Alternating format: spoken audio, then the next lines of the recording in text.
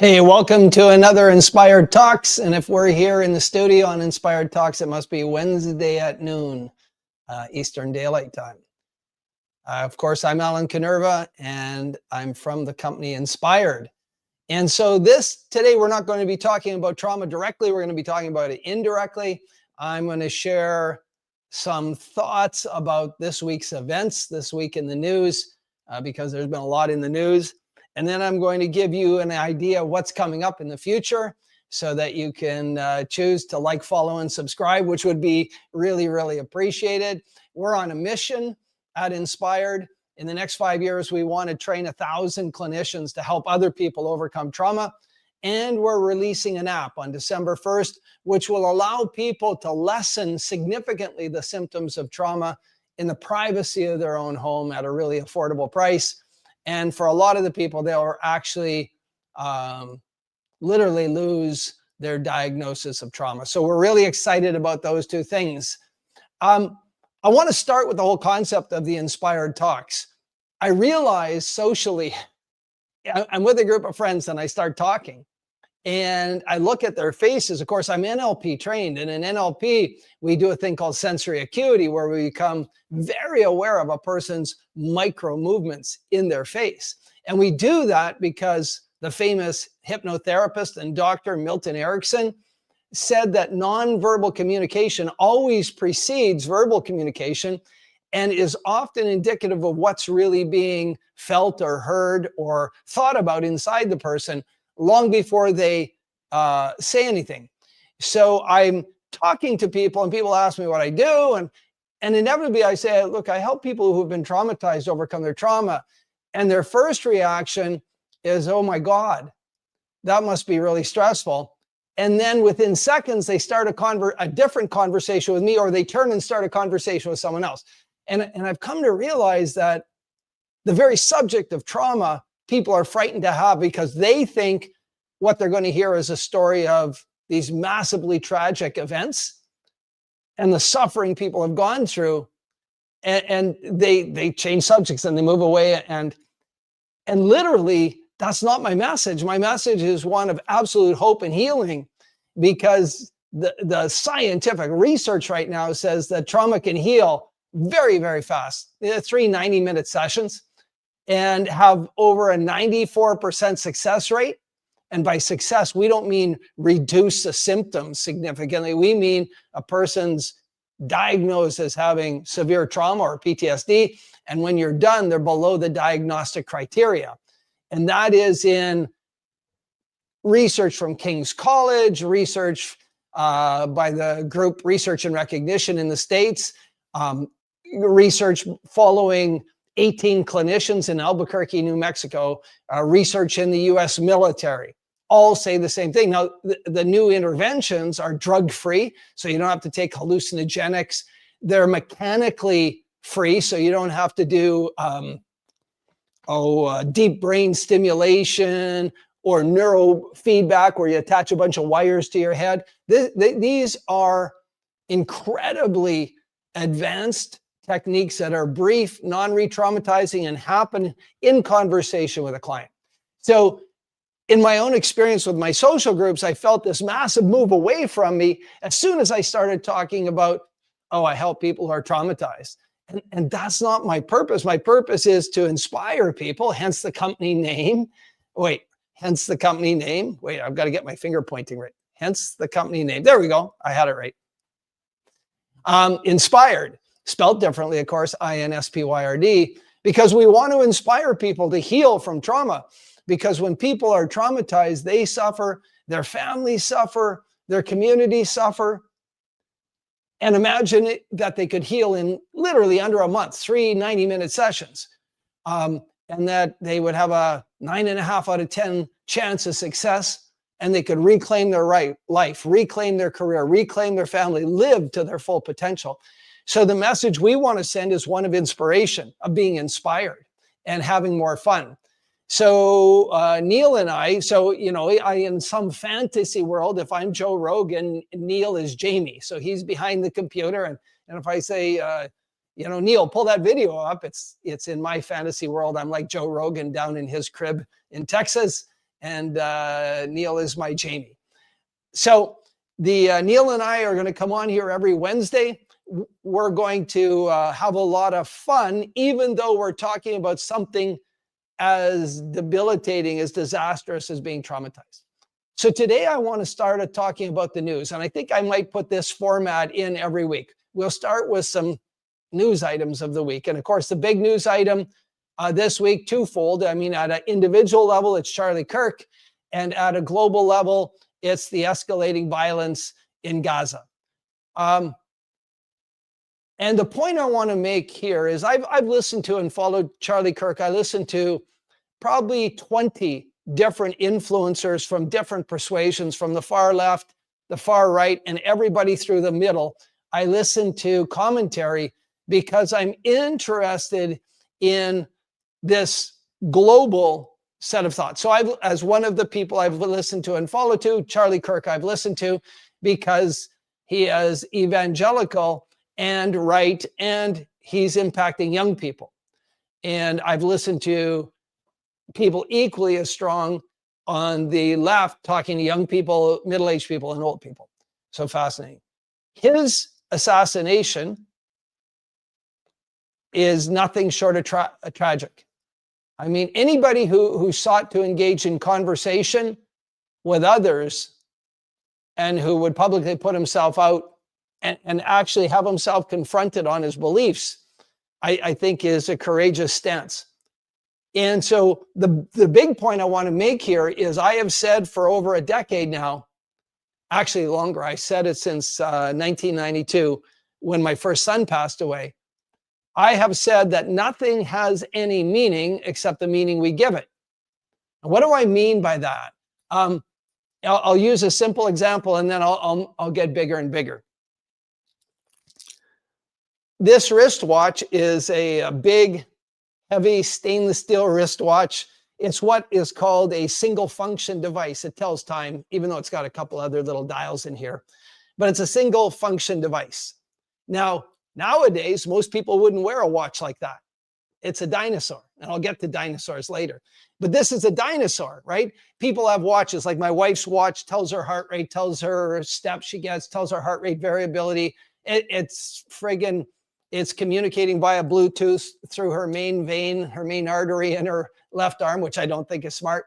But most people want these multifunction devices. Well, so for a lot of people, this is just a big, ugly, clunky watch. I've actually heard people say, yeah, and it's sort of a boomer watch. And I am a baby boomer. I'm 70 years old. It's a boomer watch, right? It's like whatever. But this watch, so to some people, it's just trash. To me, my kids and my wife gave me this on my 60th birthday. I wear it every day. And the only days I don't wear it is where I wear a black World War II style aviator watch. Now, both of these watches have meaning, and meaning to me alone. This watch is a statement of family to me. Every time I put it on, I feel grounded. I feel connected. That's the meaning I give this watch. All right? And my other watch, my black watch, I bought that as a gift to myself when I became an NLP trainer. And when we would run courses live, I would always, as part of my ritual. Now, anybody who's seen the movie I'm Not Your Guru by Tony Robbins saw Tony do a spin around on stage, right? That's his ritual outside the stage. And then he comes on stage and he pumps his arm and does all the things. Those are his ritual. So when I was doing my NLP trainings, I put on my watch as part of my ritual, this black aviator watch. So nothing has any meaning except the meaning we give it. In 1992, my first wife and I lost our first son to a medical issue, a hypoplastic left ventricle. When he was born, he would only live a couple of days, and that's what happened. Now, what did that mean in my life? My wife and I chose to give his life meaning. Certainly I did. And the meaning I chose came from an event we held. The hospital was gracious enough to give us a room outside of maternity, and we invited all our friends and families to come to the hospital and celebrate his life. Now, my oldest sister flew from Ontario all the way to West Coast Canada to attend that party. And In that moment, I decided the meaning of his life to me. And the meaning of that event was his life was perfect. He was hugged by 20 or 30 people. So therefore, he was loved unconditionally. He loved back unconditionally. He breastfed. He had a bowel movement. He had a bath. I thought he smiled, but women tell me I had gas. But he had all those things in just a short period of time. So his life was perfect, just short. And that's the meaning I've given his life, and I've celebrated his life, and I can tell this story. You can see me now. And because I gave his life meaning, my wife and I were able to move on, move forward, and have 2 more children, right? Now, those 2 children always knew they had an older brother who passed away. They would come with us to the cemetery, celebrate him. And we did that. And I continue to do it today. Am I sad in April, the month of his birth, when I don't have a 32 or 33-year-old son? 100%. You know, when I'm hanging stockings at Christmas, do I think about him? And I said, yeah, 100%. And I tell this story probably 2 or 3 times a week. So I'm quite aware that I don't have that son, but it didn't debilitate me. Had I not chosen that meaning, I could have chosen a different meaning. Like, this is the worst thing that could have ever happened to me. I could have been angry at my wife. Why didn't you take care of that fetus inside you, the unborn baby? I could have been angry at the medical community. Why didn't you save my child? And I could have been angry at God. Why did you do this to me? And I could have become an angry, violent drunk. All right? And a lot of people would have supported me in that decision. Yeah, it's the worst thing that could ever happen to you to lose your first son. And all of you parents out there know that, right? To lose your child is horrific. But I chose to celebrate his life as being beautiful, perfect, and he was a beautiful baby. So he was a beautiful baby who led a beautiful life. It was just short. It was just short. So on that theme, nothing has any meaning except the meaning we give it. And now we fast forward to last week when Charlie was shot. And the event itself, the shooting, the facts of that event are recorded forever on video. Those are the facts. He was shot and he died. But there's a large group of people in society that it's an immense tragedy, huge tragedy. And that huge tragedy is the worst thing that could ever happen. And there's a rallying cry that says, Charlie's message won't stop. It'll get bigger. It'll become more pervasive. So the meaning they have given Charlie's passage is that way. There's another group of people, and man, oh man, I don't want to be in this group. These people don't resonate with me. They're actually celebrating his passage. The meaning they give Charlie being killed is something good that needs to be celebrated. So here's 2 groups of people witnessing the same facts, the same reality that Charlie Kirk was shot and killed. And one group, and I'm on this side, by the way, give it meaning that this is a travesty, a tragedy, just the most incredible, worst thing that could happen. And this group is celebrating it. So there are 2 realities, even though they're looking at the same facts. A man was shot and killed, leaving a widow and 2 young children. One group celebrating, one group is devastated. And I want you to think about that in your life. How do you give meaning to the events you're witnessing? In NLP, we say the map is not the territory.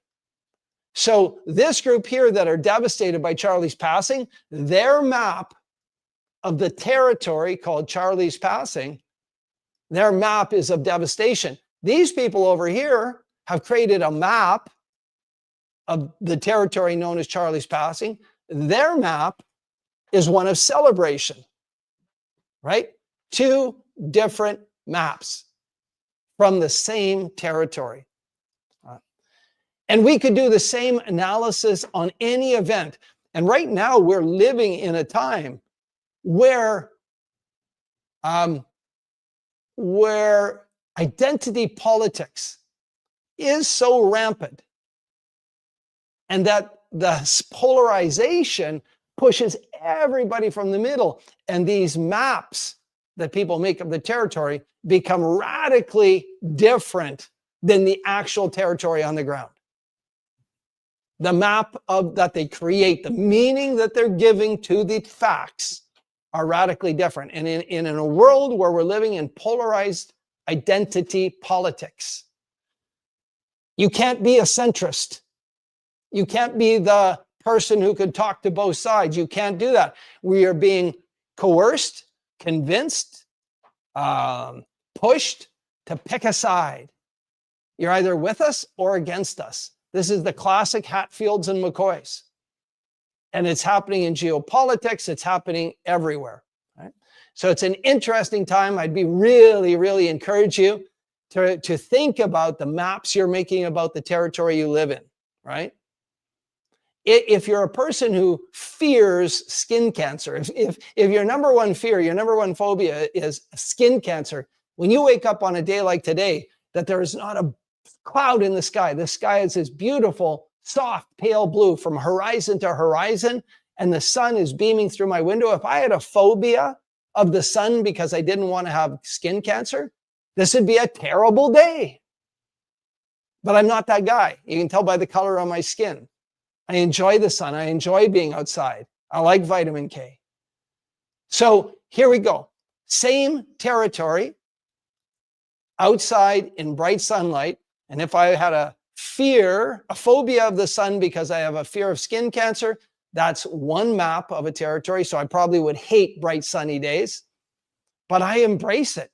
I embrace it as a healthy, beautiful, happy environment. So I didn't mean to go down that road. I really didn't. That was extemporaneous. And it's extemporaneous because I've given a lot of thought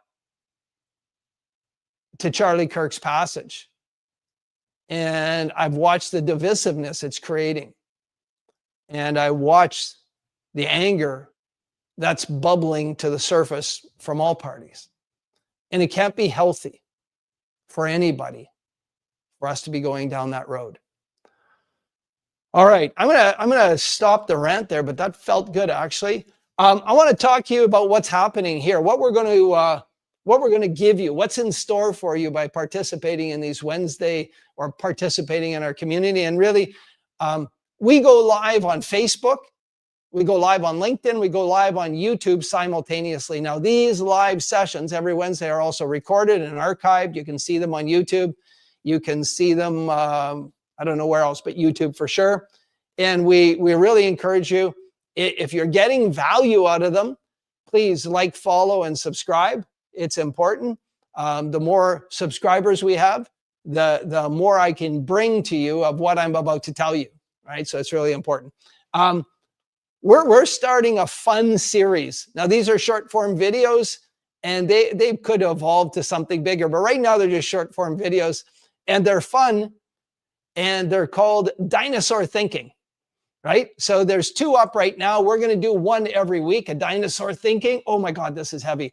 And I brought my friend Mac with me as oh, there we go. Hi, Mac. How are you? So this is my metaphor for dinosaur thinking. I bought this Mac in 1984. This was a portable computer. Oh my God, portable computer. And that computer up to about 2 months ago was still working. Unbelievable, huh? However, would I use that computer today in 2025 to do anything computing wise? No. It had 128K, I believe, RAM in it. It was the first what you see is what you get computer. I was brilliant. I made quite a bit of money as a consultant with it. And you imagine in 1984, there weren't a lot of us running around with a Mac computer, but we just wouldn't use it. The thinking inside that computer is dinosaur, to be honest. So why would we do that? So I'm challenging anything I believe is dinosaur thinking. So I will tell you that the person we took a poke at in the first 2 dinosaur thoughts, dinosaur thinking, were Bessel van der Kolk. Now, I'm really cautious here because he is one of the stars of helping people overcome trauma. But I really believe that Bessel's stuck in some dinosaur thinking. I'm sorry. And, I'd love to have a conversation with him about it. It'd be fun because this is serious fun. right? And so Bezel was being interviewed by the great Stephen Bartlett from Diary of a CEO. And Stephen sort of created a scenario, said, oh, if I was exhibiting these symptoms, of trauma, what would you recommend for me? And Bezel said yoga and meditation. Then he started talking about, bloody hell, what I think, neurofeedback. He said, and in classic Bezel form, he said, yeah, you'd have to attach some wires to your head, and then you'd see the brain waves on the screen, and you'd learn to manage your brain waves. Well, that's dinosaur thinking. It's 2025. If Stephen Bartlett came to me with symptoms of trauma, I would do one of the current interventions that use visual spatial tasking of the short-term working memory. We call it clearing. We would clear Stephen's trauma really, really fast. And then we would get learnings from that trauma so Stephen could enjoy post-traumatic growth without all the triggering debris and the impact he's having on him. So we took a poke at Bezel. We're going to take a poke at a lot of people. They're not meant to disrespect Bezel. I have intense respect for Bezel van der Kolk, but I do have to take a poke at dinosaur thinking, right? I'm sorry. It just, we just have to. We also created a new blog. So it's called the Heal Trauma blog. So if you go to our website, you'll see a tab for the blog, Heal Trauma blog. I think the links are in the bottom. If you're on YouTube, all the links will be there for you. Wherever we go live, you'll see the links. And we're putting out a blog. We will try and maintain the pace of 1 to 2 a week. They're really fun to do. I really enjoy them. So you'll see those come up. Some of them will be transcripts, amended transcripts of live presentations or interviews or whatever we're doing. And we'll always try and bring something that's super topical, super important to both clinicians, coaches and clinicians, or people who are suffering from trauma. Because I believe people who are suffering from trauma and coaches and clinicians who work with traumatized people but aren't getting the results they want have a common interest. They want to learn more about what's possible in the healing front. So that Heal Trauma blog, I'm looking over at my notes on the whiteboard here. It'll be on our website, but it'll also appear on LinkedIn in our articles. So you can see it in those two places, the blog. And then, of course, we're doing this, the Inspyrd Talks, right? So what's really, really important about the Inspyrd Talks is that next week, we're starting with an interview with a coach or a psychotherapist or a person who has overcome trauma. Those are our 3 target audiences that we're going to do an interview. Now, these are going to be what I would call short form interviews. They're not going to be a 3-hour Joe Rogan or a 3-hour Sean Ryan. And if it goes long, we'll review you guys. Now, the interviews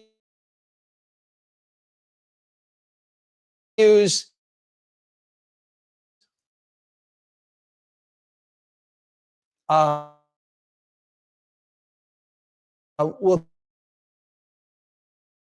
take a format and here we're live again, I think. Nope, we're not. Yeah, I don't know what the camera did, but something happened. Here we go. So again, we're going to do interviews with coaches, clinicians. I don't know where the camera quit working.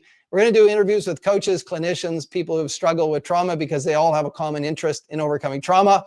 Now, these will be what I call short form interviews. They're not going to be 3 hours. They'll be around 30 minutes max. We'll always afford people time for Q&A. Now, if you can't get away on a Wednesday and join us, they'll be recorded and they'll be on our YouTube channel. And so, we'll have a number of playlists. So we'll have these Inspyrd Talk playlists. We'll have the Dinosaur Thinking playlist. And of course, we'll have our shorts and longs.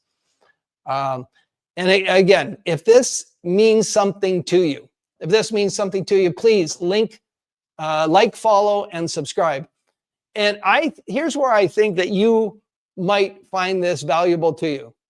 Oh, cool. Power with yoga. All right. Beautiful. Thank you. Power with yoga. There is a massive amount of pressure. All right, I'll come around to that question in 1 sec. I just want to talk about I got off track here now.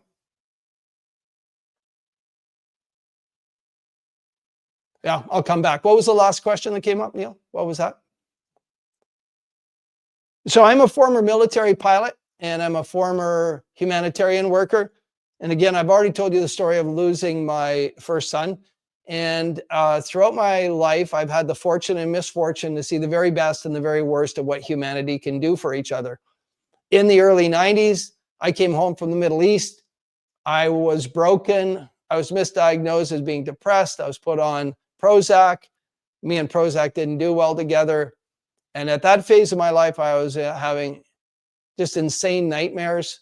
I would wake up 5, 6, 7 times a week in these screaming nightmares called holographic or hypnagogic nightmares, where you're actually in the event. And I would, I'm 190 pounds. I would grab my 130-pound wife by the wrist in the middle of the night. I would run. So you can imagine being woken up 5 or 6 or 7 times a week. And my trigger ability was off the scale. I was an emotional time bomb. Fast forward to today. I'm 70 years old. I sleep like a baby. I'm a pretty animated guy. I'm a pretty intense guy. But about 11 years ago, I made the decision to dedicate my life to understand the root causes of trauma and to advocate for those interventions that actually work. Right? Cognitive behavioral therapy doesn't work, full stop. And I say that, even the Journal of American Medicine took cognitive behavioral therapy to task in 2015, saying that they needed to stop saying they were successful because the literature says they have less than a 50% success rate with 80% recurrence. I became just motivated to learn about interventions that work. And there are a number of interventions that have over a 92% success rate with no recurrence. All right. So that's why I dedicated my life to healing trauma. And I also dedicated to it because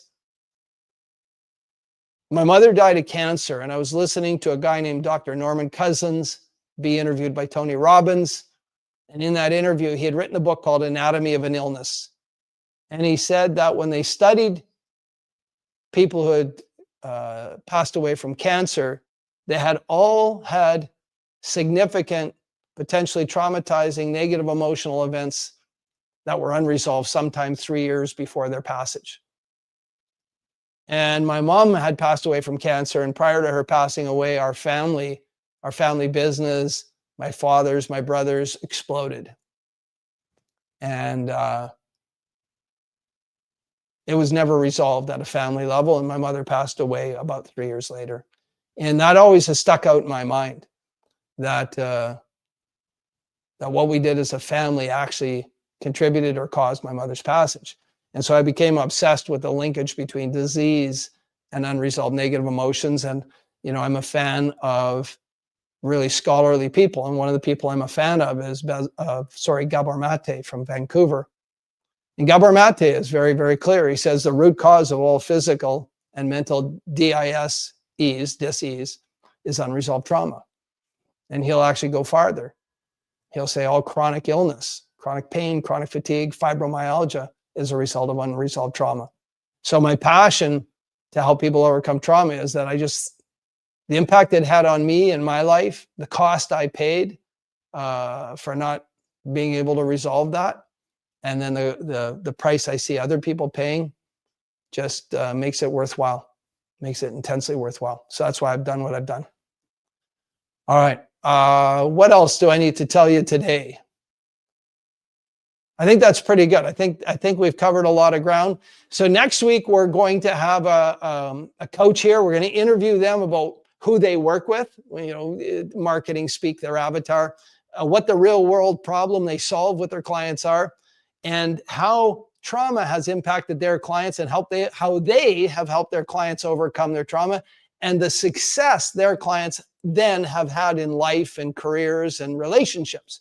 And I think that's really important. I can talk here all day, blah, blah, blah, about how good a certain intervention is, NLP or visual spatial tasking, but you need to hear it from other people. lots of other people. So every week, we're going to have another coach, clinician, or trauma defeater. We need to come up with another term, a trauma defeater. And then, we'll build a body of evidence that trauma is an injury that can heal. Again, there's links below. There's a free ebook called Inspyrd Healing, The Journey from Tragedy to Triumph, Overcoming Trauma. We have a course starting on November 15th. If you want to learn how to be a life coach who has the requisite skills when your client demonstrates or shows some symptoms of trauma, please attend that course. It's a 12-week full certification course. And we have an app being released on December 1st. There are links in the bottom below. If you want to contribute to that app, contact me. If you want to help somebody else who's traumatized, there's ways that you can do that through the app. All right, so I hope to see you all next Wednesday. I hope if you can't be here right now that you go on one of the recorded sites and view it. And again, like, follow, and subscribe. It's really, really important. Thanks so much.